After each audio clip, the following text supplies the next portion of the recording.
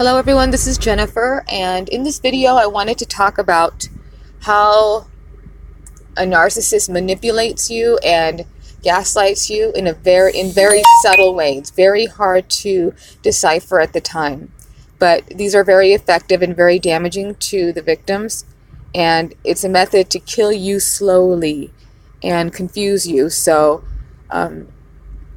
some of them would be the put downs. Now, these may be masked as a joke or done in a manner that seems like it's not a big deal, but it's really a manipulation tactic, and it's to make you feel bad, pretty much. Like I said in a previous video, one thing my ex-narc would always do is shake his head at me. Like if I said something that he thought was stupid, he would kind of slowly look at me like, ugh, like, why are you even talking? Now, if I said something, why do you do that? It's so disrespectful. His response would have been, what? I didn't do anything. You're paranoid. I was just doing. So it wouldn't have even mattered if I called him out on it, because they have an excuse. But that happens over a long period of time. You're going to feel pretty crappy and stupid about yourself. The compromise. You'll notice over time that there is no compromise when it comes to a narcissist. It's their way or the highway. And it's not even that they're overt about these demands. It's just how it always ends up. It's always what they want to do, whatever their needs are. In fact, over time, you probably don't even have hobbies or passions of your own. You probably can't even remember what they are, but you will be involved in whatever it is the narcissist wants, whatever they like. And you won't have a personality anymore, because you'll just go along with it and spend your time, your life, being the same as them. For example, my ex-narc loved football and, gosh, what else? Well, his friends, going to his bar and his collections. And then I realized that's what I did. Like, I watched football and I like football, but there's a lot of stuff that I'm not interested in as far as the stats and everything. Like, it was just overboard for me. Comic books, like, these are things that I was not interested in at all. I never was, but I tried to integrate myself so I could, join his hobbies and his likes, because I wanted to be involved. But there was not one thing that I can remember that we did that I liked. Honestly, I don't even remember liking anything at that point. I was just following along. But that's how it happens over time. You're just going to turn into their duplicate, just like a sheep following them. And this is a really sad thing, because this is the beginning, the on stages of losing your identity. And this is an effective one, and it worked very well for me. So I think you guys should watch out for that. Hey, you cannot make a mistake with a narcissist, especially if they are not happy with you, because they will use it against you. But not only that, they will use it over and over and against you, and you might panic, worrying about making a mistake, when mistakes are natural. Probably not even mistakes, just something minor that you should not even be thinking about, but you're probably trying to be perfect at something because you know that you'll be picked on and scrutinized, and this is not okay by any means. Neglect. Now, in every relationship, if you're in a loving relationship, I don't care if you've been together 30 years and it's boring, but you still love each other, there are times when you should make your partner feel special and loved and happy, and vice versa. I don't care if it's once a year on your anniversary. And you deserve that. You should not be neglected at all, ever, but especially there are days when you should be recognized. And it's not about being pampered or anything. It's about, this is what a relationship is, and you recognize these things about each other and you celebrate each other. But with a narcissist, this will probably never come. Unless it's just a love bombing stage, you will never get anything more. You will be neglected often.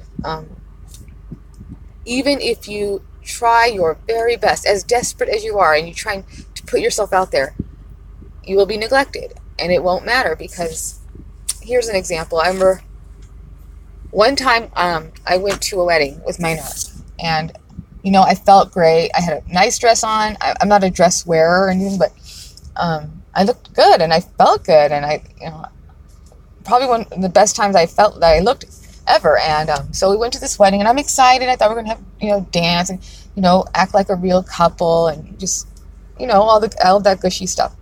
But we get there, and he just gets trashed. I mean, I'm basically sitting there by myself, feeling stupid. But I didn't know anybody. There was this one guy that was like falling all over me, drunk, and that was it. And then he would come check on me periodically, and I felt so embarrassed and so stupid. And he just left me, and I was so sad because I was so excited about that day. And I did kind of say something later, but of course there's no apology or anything like that. He admits that he had a good time, and that's great, but I did not, and I felt very neglected. And that is never okay in any relationship. That's fucked up. People who care about each other don't do that. And this is the kind of things that happen to me on a regular basis. So you might make excuses for these people, like, oh, you know that it's weird. Like, why don't they seem to care? Why don't they have empathy? But you say things like, no, they do. They just process this differently. They just think differently. This is not differently, okay? That's abnormally deviant, and this is not anything that's normal or because they process it differently. It's because they're not real human beings, and they don't have the emotions that we require to have a decent relationship, or at least somewhat manageable relationship. Another one would be, you'll often be dismissed. If you're fighting, whatever, if you're trying to get your point across, they might storm off. They'll just don't want to hear it anymore. You can't talk anymore. And even when they come back, it's not an apology. It's not, I'm sorry I stormed off. You'll either get a, I'm sorry we fought, or I'm sorry they feel that, but they will never say that I am sorry. I feel that I did. They will never say anything negative about themselves.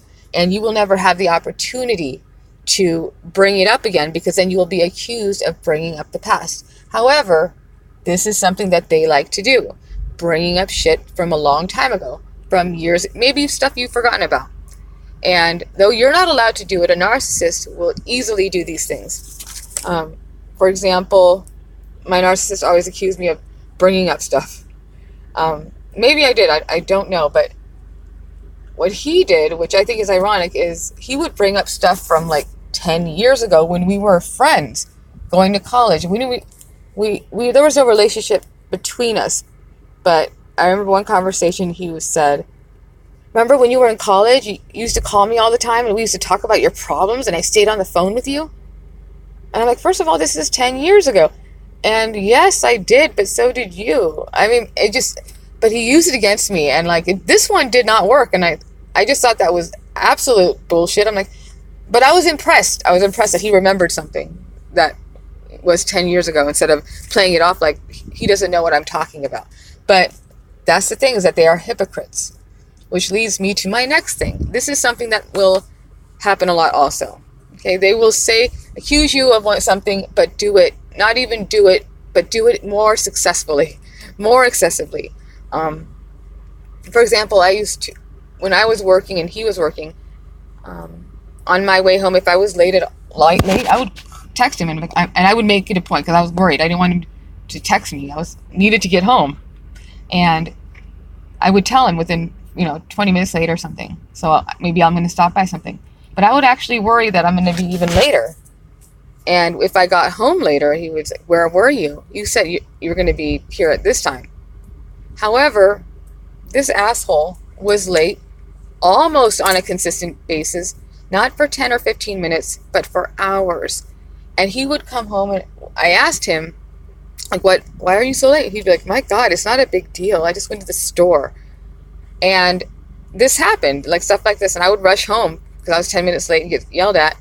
And this narcissist can do as he pleases for hours. And I'm why am I nagging him about this? He just went to the store. And yes, this is obvious. And thinking of it now, I'm like, wow, you just let him do that. And it's so obvious. But it's just, over time, the manipulation and the not wanting to fight and giving in, it becomes very effective to do these things. Let's see. Okay, we have the victimhood. Now, they like to use a victim card right before you're about to talk to them about something, right before you want to have a legitimate discussion about something that's on your mind. They will say it to you first. It's very ironic. Just like, if I say, I'm about to talk to him and say, I really want you to help me around the house, he would say that to me first. It feels like you don't help me around the house. I feel like I do everything. And I remember it like, how dare you? It was like he was stealing my thoughts and saying these things to me. It's like they know. They know. Because everything that they do, they know. Okay? They know exactly what's going on.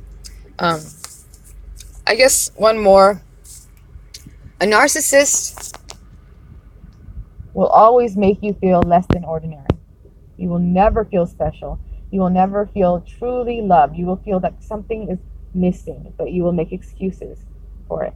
And these are things from compliments or just making you feel good. Usually if you're with somebody, they bring you up. They want to make you, enhance you, like say good things about you to their friends, make so they could like you and uplift you. But a narcissist won't do these things. They might do it to your face occasionally, but it's not a lie. But I mean, not the truth. What they generally do, what they do is just, grind you to the ground and make you feel a little bit worse and worse. And very unnecessary, not even when you're fighting, but just on a regular basis. I don't know if I used this example before, but there was a point when I lost a whole bunch of weight and I felt great. And everybody said I looked great. And I felt so happy. I could wear clothes that I wanted to. I looked good. I'm not stuck up or anything, but I was really happy. I was comfortable, very comfortable. And everyone would compliment me and I felt great. And it took a long time to do it. It was a lot of hard work. And my narcissist never said anything. And I thought, and I tried so hard to make, look nice for him and everything.